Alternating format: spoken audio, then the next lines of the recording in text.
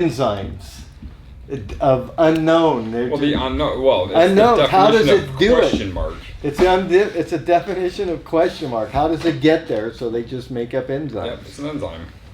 Hey there!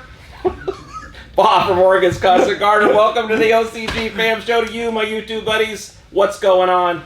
Let me know in the comments. We'll talk about it. We got a lot of comments. They're actually questions. We're gonna deal with questions. Your questions. We got Scott. We got Frank. Frank, what's up? Hey, you invited me up. Thank you. Actually, I'm sitting a little higher in my chair than that's what's up. That's like a bar stool type chair down as low as it'll go. Yeah, this is like a creeper chair as high as it will go. So, all right. The first question is from Josh S. Why am I talking so loud? I don't fucking know. Right. But I don't know. Dude, Lola. So I would be in the house and I would go, Boo Boo, can you hear me? She'd be back in her room. She's like, yes! Yeah, shut up. I used to go to meetings and we'd be in a far corner and they could hear me way across the We got some carrying voices room. here. We got some carrying voices. Okay, Josh S. says, question about foliar. Is using Zeus Juice, Bloom Chaos, and Full On redundant together as a foliar? First of all, would you use them all together or would you use them all? It's not redundant. Those are all different things. Yeah, I mean, you're reading the active ingredients on the labels, which are, you're only getting the information that the label's telling you. Yep. So, I mean, there's slight redundancies, but nothing that's overwhelmingly bad. So, but you would say that I mean, I prefer the humic in Zeus over the humic in Full On. The Full On has all the micro and trace minerals, so that is its own thing, and Chaos is its own thing with the additive that Frank came up with. So, And then there's Zeus Juice in Bloom Chaos. yeah. yeah, and you could bring And Full On into Poseidon, the picture too. and Full On, or full power. Full power. So, I mean, Okay. mixing them all together, I mean, personally, I like to have full power all by itself every time, because then you see the reaction, you see what's happening, and then anything else I put in a separate spray bottle as its own foliar piece. So you would you use Zeus Juice as a foliar? Yeah, whatever. Okay. So you would use all these. You'd probably use them separately, but they are certainly not redundant. But you probably would want to use them. There's on slight separate redundancies, but nothing that's canceling anything out. They overlap, No, yeah. but their main motivation is very different between the three. They have different focuses. Yep. All right. Brandon Griffith says, "Could you tell me what cocoa brand you use in your soil?"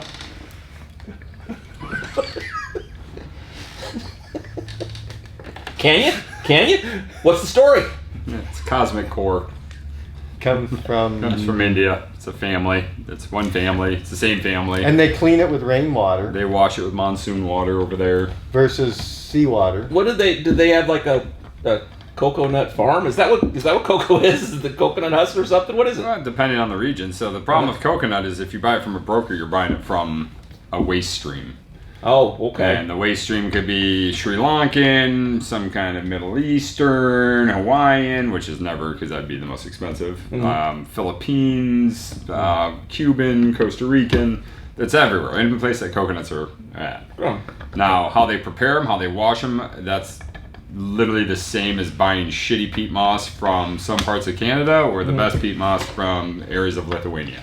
So depending on how they prepare it, and what we did is we found Cosmic Core, who has a pre-washed cocoa. When we get it, it comes in at very low ppms. You still go after it though, too, right? Yeah, we hydrate it. That's how we flock our cocos. We add water so it expands, and then we test it. And if it's above 60 parts per million, then we'll rewash it down with limestone or something to tie up the salt. But if it's not high, then we just squeeze out the water and go from there. So the washing is not entirely or focused on cleaning it. It's about getting it to come apart without chopping it up.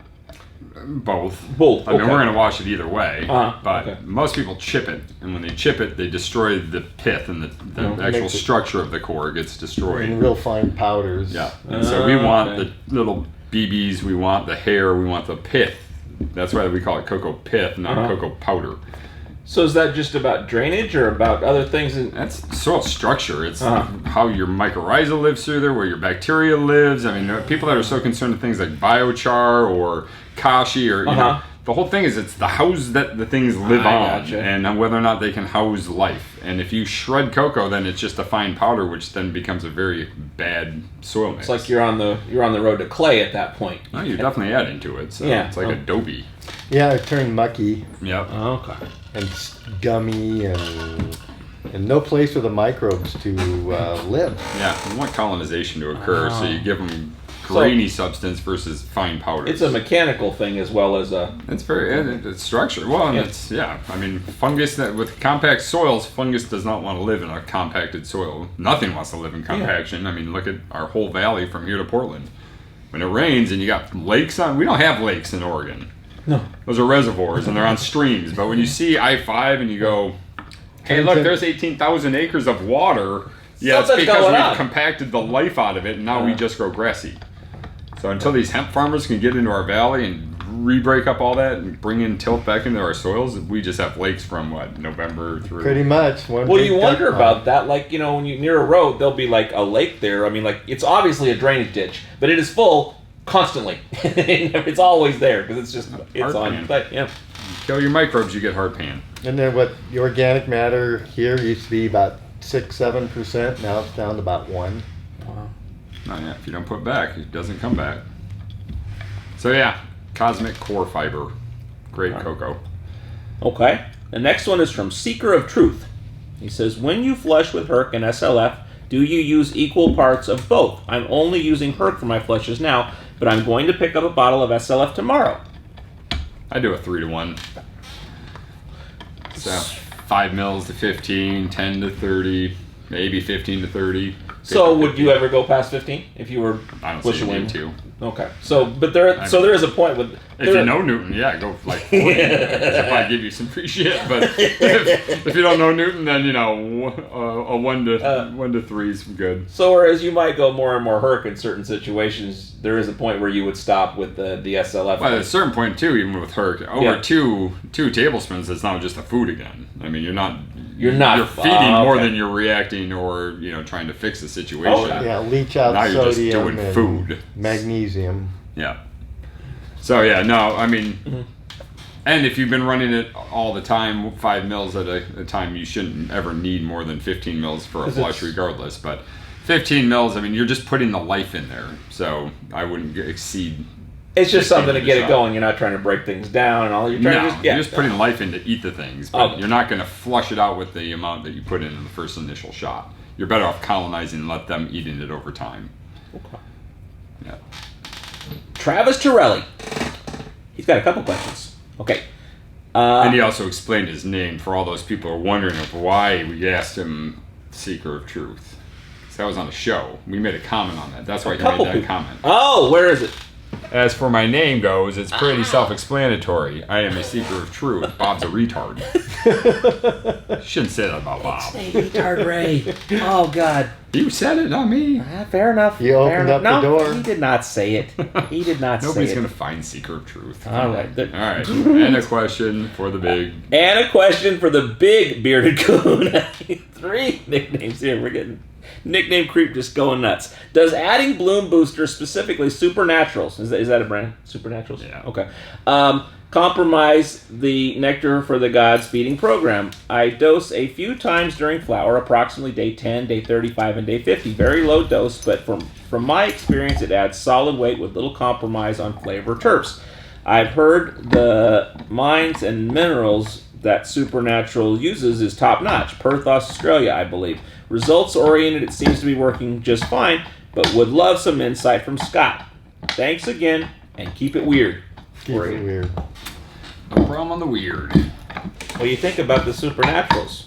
No, it's not. I mean, supernaturals, advanced nutrients, whatever. It's all the same It's when all- it comes down to it's mineral-based salts, monopotassium phosphate, superphosphates, ammonium phosphates. I mean, it's just high phosphate. So, we're not big fans of the bloom boosters. We don't feel that plants need bloom boosters other than to cheat beyond what a naturally plant can do.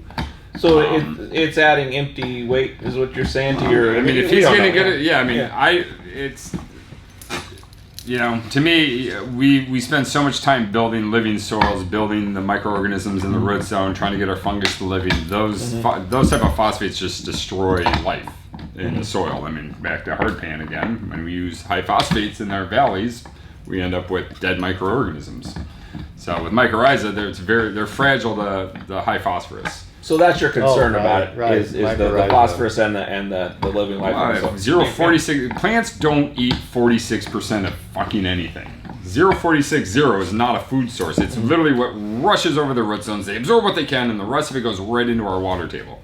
There's the real big problem. I mean, synthetic nutrients, there's nothing, I won't say there's nothing wrong with them. Well, but they make back to form rock again. You know, you put Eventually. phosphorus and limestone together, back to rock phosphate. unless it hits your water stream and makes it out into the river and then That's becomes true. an algae bloom, which then chokes out all life That's and, true. and living. So it really comes down to, you know, there's a science behind growing things. Sure. So 0.460 will grow plants. They will grow them exponentially fast and well. It just comes down to your full belief system and what you really want to achieve with at the final. This will work. It's just we know that from all of our customers, what we've tried, what we've seen, it does have an effect on the finished product. It does twist because it's a different level of food, so it's twisting the terpene profiles. It could twist the active ingredients. It could change the whole profile of the plant. So we don't use it. We don't make that type of artificial bloom enhancements. So there's a lot of things that work real well, I guess, that people are doing. Good luck to them, but it's somewhat at odds with what we're doing here with the nectar. It's just nothing I can comment on a yay or nay because we wouldn't do that. We don't promote that because it's literally, I mean, I've seen the prices these people charge for products that are made up of three simple, I mean, you can go on, I mean, Google it. Monopotassium phosphate, triple phosphate, and ammonium phosphate and get 355-pound bags. It's going to cost you about $300. And some of these guys are selling 2 pounds of it for $300. So it's like, I could make a lot of money. This is why, you know, people say your stuff's expensive. And it's like, well, we let bones sit in a tank for 10 weeks as they slowly break down over time to make an available calcium phosphate. 3 bags This again. is buying for 3 50-pound bags, mix it in a vat of dryness, and then put it in tubs. So, you know, there's nothing wrong with this. But definitely, you know, look it up online. You can, you know, Raw. I mean, there's a company called Raw. Well, not even. Wilbur Ellis concentrates. I mean, there's a million JR big ag agricultural, companies. big It's an stuff. ag These are stuff, big yeah. ag foods, Big and time our ag. industry takes and puts fancy stickers on them and throws $300 price tags on them. So, you know, it will do something. There's no question. If you like that taste, and you know, we all have our own opinions. Yeah. If you like it and it's working out for you, then by all means go for it for sure. You know, but we don't promote it because we know the chemistry behind it. We know it's going to work, but the plant can't possibly eat 45% phosphorus. Then it starts tying up different things in the plant. You get Yeah. straight phosphoric acid in the plant, and everybody knows what happens when you play around with Coca-Cola. So when it's tying something up, is it chemically tying it up in the soil, or is it just like getting in front of it in line to get into the plant? Oh, for sure, getting in front of it in line because it's totally solubilized and available. So, like our 6% bone meal phosphorus versus 45% monopotassium or triple phosphate, that's 45% today right now, but it's gone today right now. Yeah. But it's That taking cuts and 6% is filling giving up it today, and some tomorrow, and then as the microbes break it down more, there's another 6% in a week from now. So it's more of long-term, fast-term, speed and slow. But and then it just how the plant, you know, synthesizes it internally once it gets it. You know, there's a whole nother map of weird stuff. And then you want the plant to be the supreme ruler in the environment and what microbes it wants. So it sends out food to feed a certain microbe to make a certain nutrient as the plant needs it. Versus hitting it hard with chemicals, it has no choice. Here, Well, one we're Right playing into the God, plant. and one we're letting the plant play God. and we let the plant play God. Yeah. Because that's the other thing people don't understand. By doing high proteins, high calcium, you know, these food sources that aren't pure salt based, the plants, I mean, when we put it in as, the plant will absorb it because we've digested, we've broken it down to its simplest form that we can make it into, which still isn't the simplest form. But we get it to a point where the plant can absorb it. The plant will take it, synthesize it, use it, utilize it. Like he said, though, they want this other type of potassium or, you know, this other level of potassium. Then they send down their waste, which then goes to the bacterial field, the fungal field, whatever is living in and colonizing the root zone. they feed those with the waste of the plant, then they convert that back into something different and feed it back again. So it's a continuous back and forth symbiotic relationship between soil life, plants, and the nutrition we give them. If we're just going to bypass the microbes, then there's no need for the cultured guys, there's no need for SLF, there's no need for Bigfoot, no need for microbe life, because we're just going to bypass, we're going to tell the plant what we want it to have, we're going to force it to have it, and then when it's done taking in and feeding back to the soil, then we just flush that out with Clear-X. It all washes away and we start over with a heavy feeding again. So it really comes down to, there's 1,000 ways to skin this cat. Yeah. Our way, we just don't use the bloom enhancers because we're really working with the plant to decide what it's going to take and how. To express itself naturally as to what it wants to We be. get more expression that way. We can always, you can manipulate everything to do what you want it to do eventually, Sure. but it doesn't mean it's going to turn out good. Like Bob as a child. All right, whatever, man. Yeah, that's right. Another question from Travis. Another question. I was told that Feathermeal, Pegasus, was a guano facilitator. I feed a little first few weeks in transition before I start to hammer guanos a week or two later. Is there any validity to this claim? Are the growers feeding each other guano? Thanks, keep it weird. Are the growers feeding each other guano lies? Bullshit. Oh. So on the thread, are they feeding each other a bunch of bullshit? Oh, a bunch of bullshit. I understand. It's a tough one because, yes, the protein in Pegasus can help chelate and break down other things, but guano's pretty freaking soluble, so there doesn't need a whole lot of chelation or facilitation. When people started growing cannabis in the 70s, I would hear the commercials, like they would be selling bat guano and metal halide lights. Yep. Like that was the only thing you basically. What else? That was the thing, right? That was back before we had platforms and blogs and Facebook pages that could sit there and talk about it openly. Yeah. So those guys were the guys who were ballsy enough and brave enough to know that Indians had bats and fish. So you dig a hole, you throw some fish in there, and you take the bad shit from the cave you found and you water it on your plants. So how do we get from here to there? From just the bat guano to all this other stuff we're doing? Legalization. So decriminalization, the ability to go, hey, you know what I tried, and it didn't make my stuff taste like fiery hay. I got you. I didn't do this. I didn't piss on my plants this month. So guess what? Now I got profiles that taste like fruit. Or when I did piss on my plants, oh man, I got that skunky thing. So it came down to the community opening up and being able to discuss things. The downfall is there's a lot of misinformation in the world of discussion. Not that this is wrong, but Pegasus isn't necessarily a guano facilitator that's not how I would identify it or define it. Yeah, guanine. I would guanine. define it. Oh, go ahead. It's supposed to have guanine in it. Pegasus. Guanos. Guanos. Yeah. It's guanine. The basic component of DNA and RNA is guanine. One of them is guanine. So, but this is it's a very available nitrogen that just feeds the plant straight up. Is it similar to some salt-based nutrients?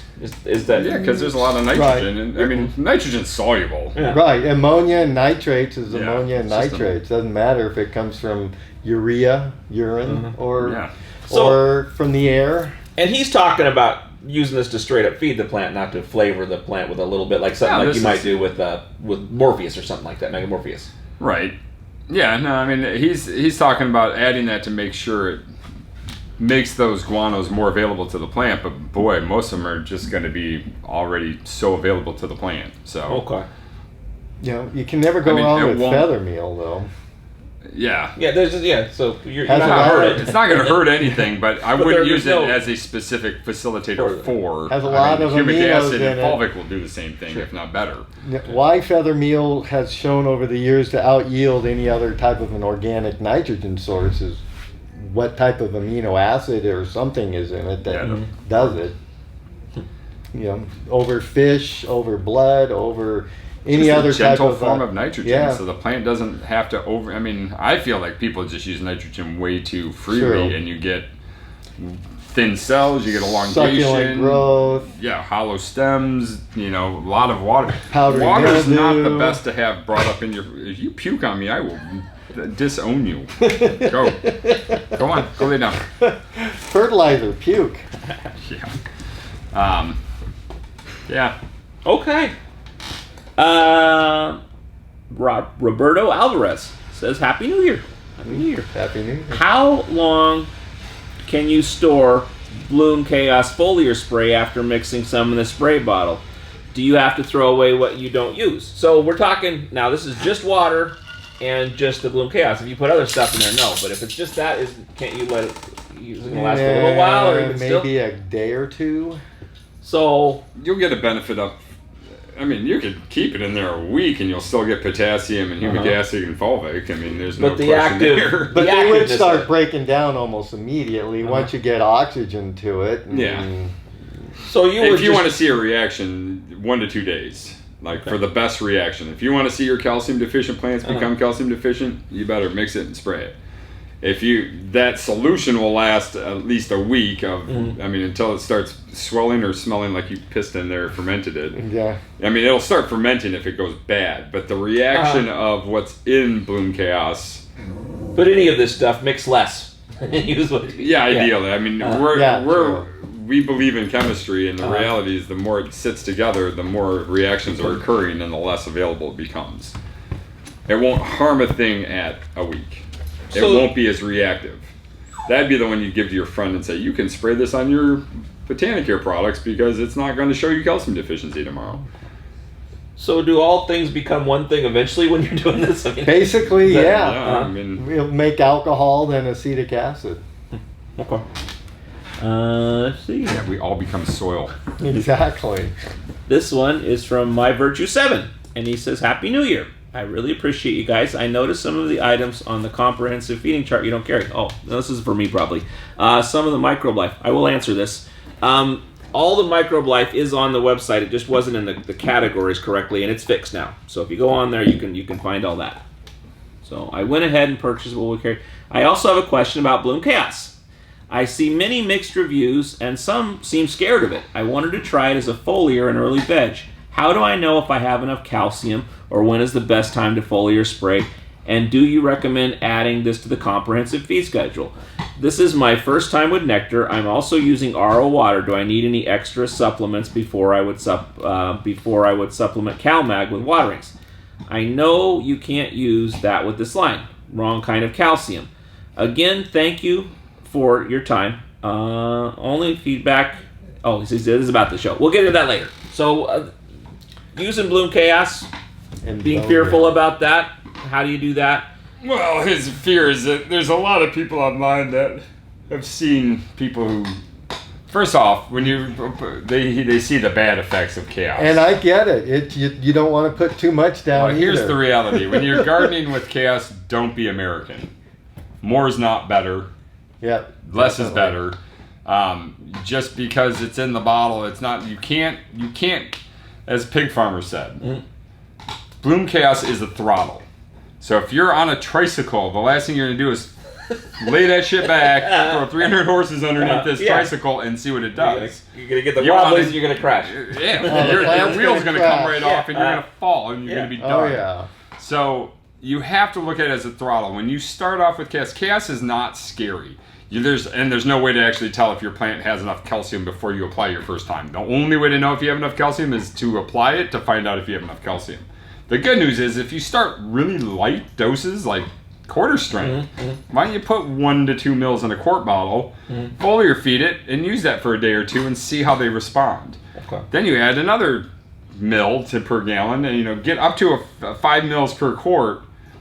Then you'll really be able to see what it does. However, go in nice and slow. You have nothing but time. You can't unkill a plant, so you're better off slowly acclimating them to this material and then see how they respond, and then increase your calcium load as you go. So, is there any way that if you go too far with it, you can't fix this with foliar? You could really only drench in that calcium. Yeah, I found. Yeah, I leached the living daylights out of it, and I struggled and struggled and struggled to finally get the plant to really start looking good. But this is pushing it to a level that isn't normal, and you Yeah. should never get totally there. So unnormal. I was foliar feeding if you 15 mils a day.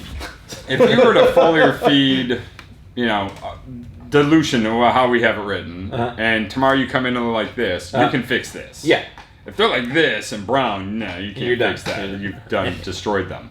So the key really is slowly, Just like you would take off on a motorcycle. You slowly lay into the throttle as you get comfortable, as things are progressing, as the plant is growing. Baby plants don't need a lot of anything, so very little of everything. And as they get bigger, they can handle a lot more of everything. And the last tip is always take anything new, foliar feeding, anything that you're going to introduce, and you got a plant that's this big with 8 branches, you have some time. So take a branch, tie a little string off to it, and say, chaos, and spray one branch. That won't translocate over to this branch and hurt the whole plant. It's going to take one branch and go, oh, yep, we don't have enough calcium. Okay. So then we can correct our feedings in the ground and then try another branch. Or if you really want to go nuts, go get a Brix meter. Take a Brix reading of your plant, document the number, foliar feed, whatever you want to use, and then wait for it to dry. Just to dry, exactly. Milk it again, juice it, and then see how the Brix went. If it went up and it got really cloudy and you noticeably saw that level go up, then oh great, man, they really like that. If it went way up, then oh shit, they really didn't like that. Or if they go down, they hate There's it. nothing there. Yeah. So you can't stockpile this calcium in there for it. You've got to figure out the process as you go along. yeah, and calcium kind of has to be part of the availability at the time. So if you're foliar feeding, you can't go in like 4 days later and say, man, we're just going to go ahead, or I'm going to pre-charge my soil for 4 weeks.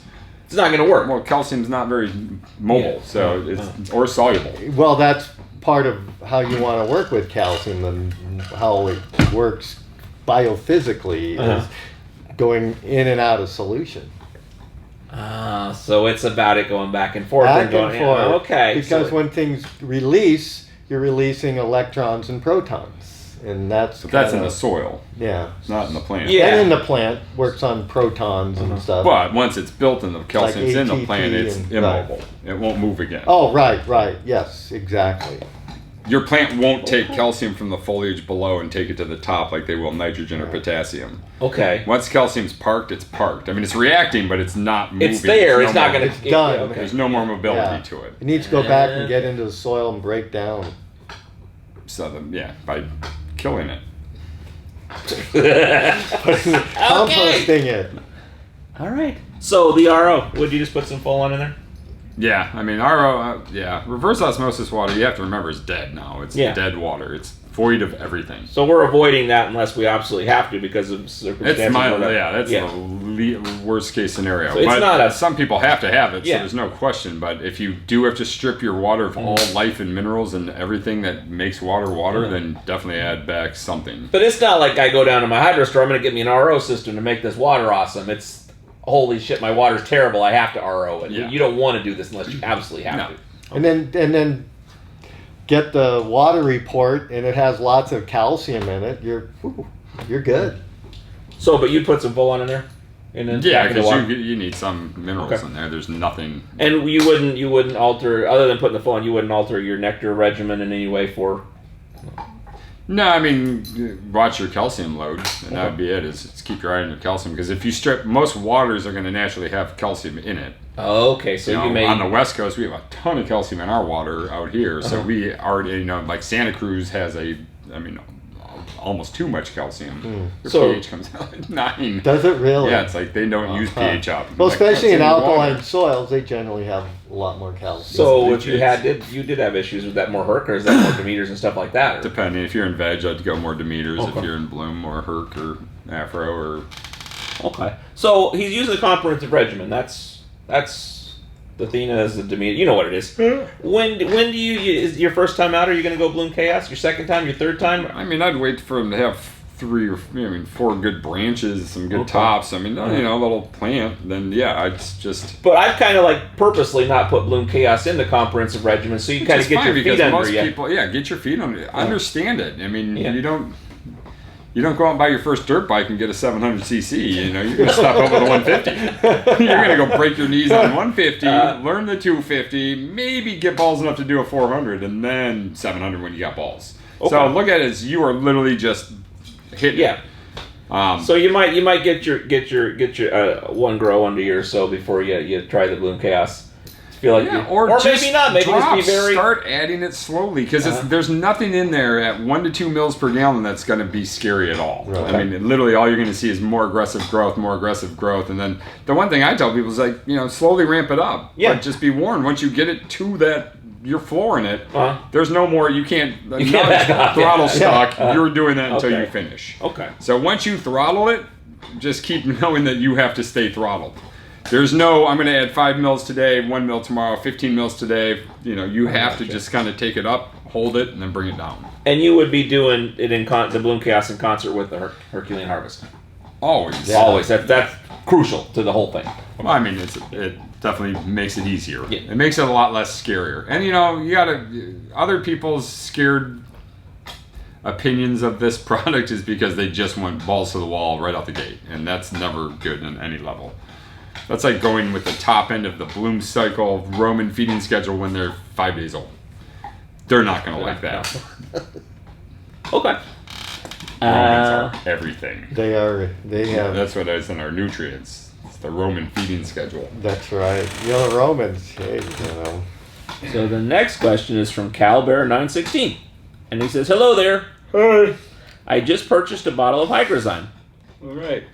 Because the shop that I went to didn't have SLF 100. They told me this product is the same. Is that true? Or how is this different from SLF? Is it safe to use at flush like SLF? Also, will this affect the taste in the product, or should I just back off the product at the end?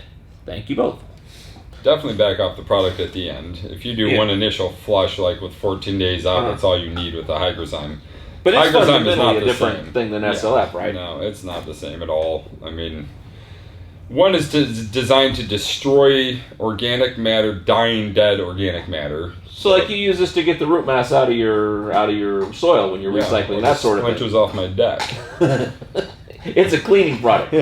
It just eats decaying matter. So if you have rotten cellulose, that's what it does. Is it wants to go and break down cellulose that's jeopardized or isn't living. Okay. However, it's non-selective. So if you have chitin on a shell of a microbe, or you have a spider mite, or you have a nematode or a fungus, it's also going to destroy those living organisms. So to me, Hydrozyme is a great tool as a tool. Yeah. But it is not part of your growing regimen. No, I've got a bottle that I hold in, so if our Herculean gum and our Herculean builds up too much and the SLF just is not keeping up with my gum, Hydrozyme will take care of that. But it also takes care of all my SLF microbes I've been putting in, all of my Dr. Root, all of my microbe life. You start from scratch. I have to start all over. Yeah. We put in our soil and it strips. It is a soil stripper. Now, again, a great tool, but to use it every single time, I couldn't afford them. I like microbes, so for the amount of microbes I have to put in just to balance what they've taken out, it would cost me a fortune. Is that something you would use for pests? Not No. really. It's not effective for that. I mean, it kills everything. But it's not. Yeah. No, I mean, and really, most of your pests, the predator pests, aren't the problem. Yeah. It's what we're trying to do is create these microscopic beneficial fungus and bacteria that live in the soil to eat the food that we're feeding them. So, unfortunately, no, they're not the same. There is definitely benefits to Hydrozyme, but I would use SLF at like 99 to 1. Like I would use that 99 times to the one time I need Hydrozyme. And you could pour some SLF directly on your gland. You can drink SLF and actually build your flora, your biota in your stomach. So they look the same on the bottle, not the same in practice whatsoever. they're not even. Even Hydrozyme on their website and on their bottle will tell you now that if you use their product, re-inoculate with microbials afterwards because you're harming them, and you're not harming the plant. It won't hurt the plant, but it's non-selective on what it digests. So. Unfortunately, that store might need a little information from both Newton and from the owners of Hydrozyme. They're both great products, but they definitely have two different modes. Okay. Let's see. And if you are using Hydrozyme, I would stop. I mean, it's so effective. Just do one big flush in about 10 to 14 days out, and then just don't. Okay, so definitely if you're doing this, stop. I won't say it will change the flavor. There's just no need. All right. Once you do the initial breakup, there's no need to continually doing that. Okay. Cornelius Hamilton. So greetings, Bob and Scott, in the name of Rastafari. Cool. I recently heard Dr. Colin Bell talk about how enzymes... Is this the one I just read? No. About how enzymes are the byproduct of microbes. with the Nectar for the Gods, are any products within the line that have enzymes in them already, or any that help with production of enzymes? Is there any other enzyme product you recommend to add in addition to Nectar for the Gods nutrient line? And one more thing, I also heard that adding enzymes should be something you add to your compost teas. Do you agree with this? Why or why not? Thank you all, you guys. See last comments above. So yeah, you would add the SLF. That's an excellent enzyme. You can. Yeah. Or just compost teas. But if you're making compost teas, you're making your own virtual enzymes. So to add more enzymes to something that you're actually brewing to make enzymes from, that I wouldn't bother. Mm-hmm. Use SLF with your feeds and your flushes, and then when you brew your own compost teas, you're virtually going to be making your own enzymes. They're not aggressive or strong, but there's enzymes. So no, we don't have an enzyme in our line that is going to be a living organism that's going to continuously make enzymes. What we do is we make a product that not only feeds the plant, but then feeds the microbes that are then generating the enzymes, so that we're continuously making enzymes. We're just feeding other people's microbes to create that enzyme.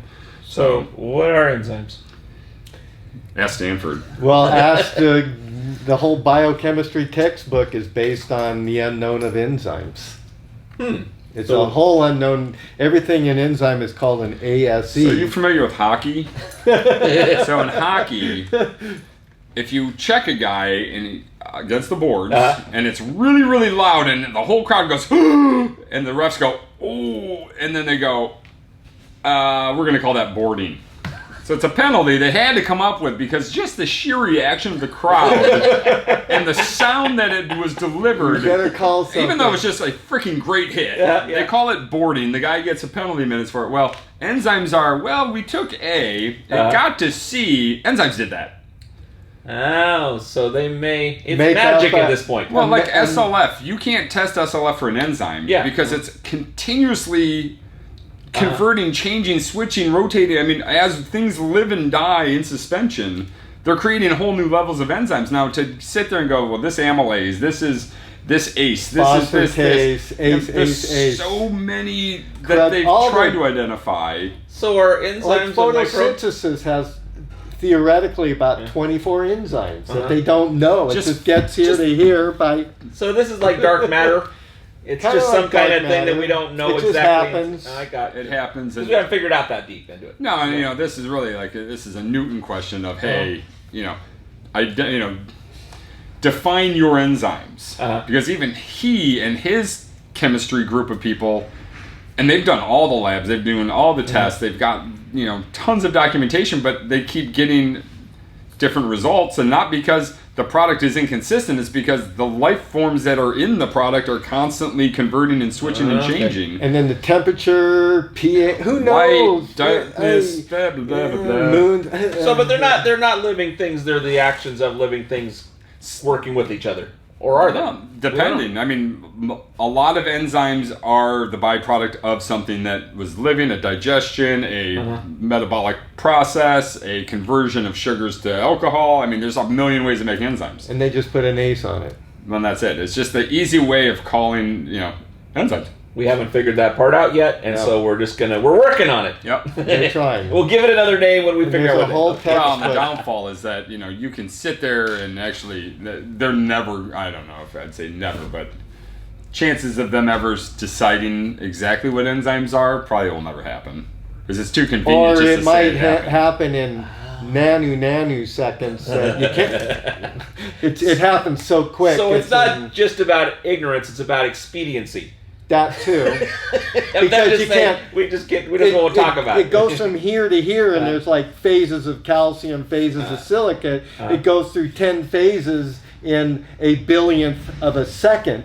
You can't stop it at phase 10 or 8 or 6 because that happened in a billionth of a second, and you can't isolate that. Mass spectrography, you can see these energy spikes, you can see the reaction process, but then you sit there and you see one spike, and you blow that spike up, and you see there's 100 spikes. And in those 100 spikes, you blow those up, and there's 1,000 spikes, and you're like, okay, well, we just have no idea. Fuck it. And there's nothing here. Enzymes. The trick is doing as much research as you can about your enzymes. Not all the enzymes are the same. So when somebody goes, I use this enzyme, it's like, now you basically have all your enzymes covered because you use let's just say Hygrozyme versus Sensizyme versus SLF. So now if you just pick one of those three, that's your enzyme. But that's like saying, okay, well, with Nectar for the Gods, I choose only their Demeters for calcium. Even though our Herculean is a different form of calcium and it has a different delivery, and our Aphrodite's is a different delivery, and the Persephone is a different delivery. So what we're doing is giving them all the options that we can give them in soluble calcium for them to consume, and let the plants figure that out and see how they work. So with enzymes, it's the same concept. I mean, definitely read about them. If they actually have an enzyme name, you can look them up and find out what their mode of action is. If it's just to digest cellular tissue, then I'd probably avoid those more than, unless you just are trying to keep trying to do that clean. But if you're trying to add life, look for the living organism ones. Okay. And reach out to the manufacturer, they'll tell you. Okay. Or lie to you. Well, there you go. A little science class there. This one is from Mad Dad 86. Can I add Herc to a synthetic nutrient line? Can you? Yes. Should you? Probably not. Depends on which chemical line it is. Well, why would you? Good. Well, Well, calcium. yeah, more Calcium, calcium. phosphorus. And that's gonna do. And plus all the collagens and Proteins in the gums and acids and so. Okay. So yeah. So gluconic acid, uronic Availability acid, might be lacking, and if you don't have a microbial field in your soil, then probably not as efficient to use ours rather than just a liquid calcium phosphate. aren't you gonna have some pH issues? It's going to be at a different pH level when That it's could definitely hurt uptake ya. versus True. the other, because you'd be running a slightly different pH range. Well, with when you're in synthetic, bloom, right? even with the synthetic, you're still at 6.2. Oh, okay, so you're in the. Okay. Their veg is like 5.7 to 6.0. But Okay. you know what we've seen with guys that have had success with Herc in a synthetic line would be doing 2 to 3 regular feedings with their line, and then once a week coming in with just the Herculean and the Olympus up, watering that in to A, clean the root zone of salt, B, feed them some available calcium sources, and hopefully promote some microbial feeding in the root zone with the last action. So this is there's the flush, which it can be helpful in doing to flush stuff out of there. Yeah. So it could be helpful for that. It could be another source of food to the plant.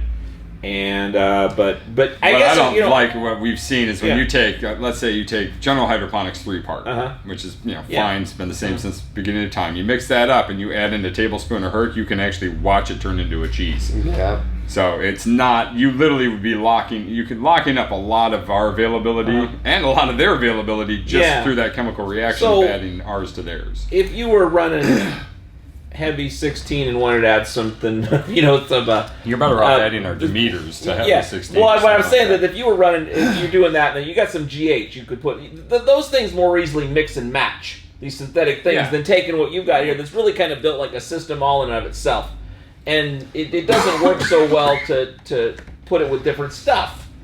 Well, I mean, it's the difference of going. I mean, there's fast food and then there's hunting. Yeah. I mean, so. But all these synthetic lines are fast food. somewhat similar into where that you might find something over here works better with something here than with their because thing. it's all synthetically built off of salt-based so and that's mineral-based, so those will blend where proteins and calcium and organic acids don't want to blend with. They don't blend homogenize with a lot salts. of stuff. Well, what I'm getting at is that I haven't been around this a long time, but it seems like a lot of that stuff, there was a culture of taking some of this, some of that, some of this, some of that. It still is. I mean, we've had like 4 freaking comments of that. That's you could answer these questions all day long with yes or no, or try to get deep into it. But realistically, you're probably going to be better off to jump all the way in. Side of a fence. I mean, really, if you're straddling the fence, eventually you're going to slip and catch your balls off. That's how that works. Or you could use aminoblast to help buffer the reaction. That too. Or just stay on one side or the other. Which reminds me of the greatest video ever on America's Funniest Home Videos. Which? It's this kid walking along a fence. He's walking the fence, and what's his name says, I don't know how much land his dad has. The kid falls and straddles the fence. He goes, but he's got 2 acres. It's funnier to watch than me to retell it. I wouldn't And to be in the 80s. Yeah. That was a great show, wasn't it? Sure. Yeah. It would have been better. See, that's what the internet is. It's just that show with no commentary. It is just the video. You don't have to listen to what's his name? Bob Alfonso. Saget. Oh, okay. Yeah, or It's Alfonso now. what's his name's gone? The Yeah. Bergeron. The original. Tom Bergeron. He's on Yeah. the Dancing with the Stars. Yep, That's he's right. gone. Oh, Now my- it's Alfonso, the guy that does the What? he dances like this from Silver Spoons. Does he really? Silver Spoons. Alfonso. I've never seen Silver Spoons. You've never seen Silver Spoons. It had Ricky Schroeder in it. Is that right? Yeah. I flipped by it. Oh my gosh. The kid had a fucking train in his house. He drove around a train from room to room. So it was like Arthur with no alcohol. Yeah, it was like a family-friendly version of Arthur. We've lost the trail. Sidetrack. We've only got one question left. It's Ty Okay. Pellet. He says, Bob, I got a ppm question. If I feed my plants at 1200 ppm, this is a good question. It probably won't sound like a good question to you, but I think it's a great question. He says, if I feed my plants at 1200 ppm using nectar, am I supposed to be seeing 200 to 400 in my soil, ppm in my soil, the next day? And if I don't, should I wait until I see the ppm go down before I feed again? So could you, if you were doing your slurry test every day, would that be helpful? I mean, if you want to go to that much work? How much soil do you garden in? So If you're doing you it don't every have- day, you'd be out of soil by week 9 of It could would be always like put it taking back. biopsies out They of add your more finger. soil. So, but if you could control it to that micro level, that would be awesome. Ideal. Ideal. Yeah, I mean, it's not totally unrealistic, but yes, in reality, what you want to see. So basically, I would never look at my slurry. So if I fed 1200 a day, Uh-huh. and if my plants looked awesome, I'm You not would look. checking. Yeah. Okay. So I do it again and again. Mhm. And what we found is, like, if you want to really go, okay, you go from the 900 to the 1200 stage of feeding. Right. You go from the 12 to 15. Mhm. That's when I'd take the 15, I'd water it in, wait 2 more days or whenever, right before I get ready to feed again. Right. Then do a quick slurry. And if I knew I put in a documented 1500 last time and now I'm at 350, awesome. They're liking that 1500. If I go in there and it's at 190, oh crap, Oh, I better yeah. bump that up because they're Oh, eating okay. more than I'm giving them. But now if I go in there 1500 on Tuesday, go in on Friday and it's at 600, oh, they're not eating something. Let me figure this out. My first initial thing will be I'm going to clean the root zone with a Herculean harvest. Just give them a quick flush, Okay. tie up the excess, go in there, give it another slurry test. If I'm down in that 300 range again, then I'll go back to my feeding. Now, if it becomes a repetition or constant, where it's Yeah. like if I feed 15 and it stays at 6, I'm giving them too much. I'm going to back off to 12 or 11 and then try to just maintain a feed. Not all plants want to be pushed hard. Right. And they all Okay. feed different too. And just genetic to genetic. So when I hear somebody's got 63 genetics in a 20 by 20 room, I'm like, Good luck. 63 recipes. Uh-huh. That's 63 different feeding schedules. That's 63 different lives that are impossible to feed happily. I mean, I've seen big farms where you walk in and they're feeding, a row of 100 plants with 30 different genetics, and literally 33% look great, 33% are alive, and 33% look like hell. And it's the same schedule. Like, we don't understand. It's like, well, just right here. I mean, I'm 6'4" and like 220. You're like 5'2" and something. 5'9", 5'9" and I am 210. under 200. 199.999. 999. And then you got Frank, who weighs like 5'10" and like 160. No, I'm more like 180. Okay, 180. So if we all go down to the buffet together, I'm not sitting down to No. eat rice with you and your wife because I want the fucking steak. And I he's going to go. too, you fuck. That's a bad example. Let's bring up Emily, who's much smaller. I'm just You saying. need a rice cake, you have baby. different I got you. levels of food for different sized plants Yeah. and different everything. So, yeah, I don't even know how we got there, but that was I don't know. ugly. But it was correct. Like watching a train fall off the tracks in town, just hitting buildings. One after the other. It's kind of like car crashes so on the black 1500. ice. So basically, you don't have to do it every time, but anytime I do a big transition up, a big dose up from 12 to 15, then I'll check before the next feeding. If I'm still in the realm, They're I won't good. even check again until they start showing signs of not happy. And I would assume that there's some variability when you're doing the slurry test based on where you are in the soil Oh, and how much absolutely. water you put in and all these numbers to where you can't. It's not like you can get an exact number that you can work Just get off it of. You close. need a range so you can get a feel for where you are, but you're still going to be looking at how the plant is reacting and be basing a lot of it off that. Yep. And then what we're looking at is letting the plant be the dictator on how it wants to feed. Because it knows what it wants, and it's feeding the microbes to make everything available. We're just making the system work more efficiently. That's the show. Thanks, Frank. Thanks, Scott. Let's go get some steaks. Here, let's see Alfonso dance, though. Alfonso. Oh, okay. See, there's Ricky Schroeder dancing. He's kind of. Oh yeah, he's way better than Ricky. Neat. Oh, well, yeah, you know why. He's had more practice. Exactly. He's got rhythm. Ricky's just. Hey, that's not his. Oh, is that That's not his thing. What show his thing is driving that? the train. It's a silver That spoon. other kid probably can't drive the train for Those crap. are all the really. Yeah. Did you see the train? I think I've seen the train before. Now we got to find the one, Where's the the Alfonso. All right, that's the show.